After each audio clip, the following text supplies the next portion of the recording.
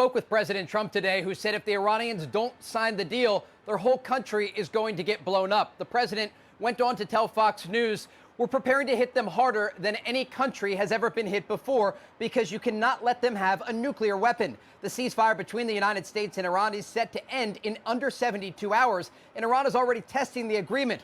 Over the weekend, two vessels attempting to pass through the Strait of Hormuz reported gunfire toward their ships. Other vessels were able to pass, but the Iranians say the strait is closed once again and in their control. We have stood firm and ultimately they accepted it. For this purpose, we closed the Strait of Hormuz. We even stated it to them explicitly. We will close the Strait of Hormuz, and we will certainly pursue war. We will utilize all our tools. In this way, we were able to impose our will and our demands.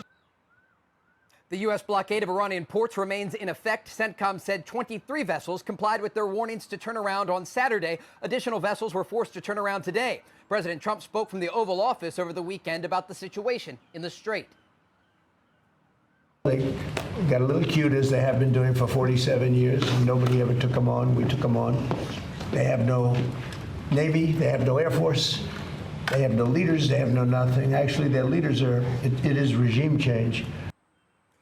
The Iranians continue to threaten U.S. forces in the region, but while the Iranians are talking, the Americans are preparing, sending dozens of additional transport planes to the Middle East over the weekend. The upper hand is with our forces. We hold the advantage. We have not struck many of the targets. In other words, we have left some more important matters for later stages. And if matters return to war again, we hold the upper hand. We can stop oil production. We can shut down 15 million barrels of oil a day and keep it suspended for an entire year.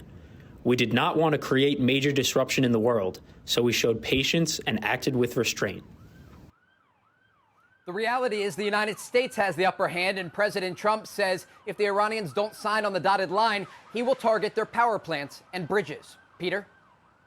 Trey Yangst in Tel Aviv, thank you so much.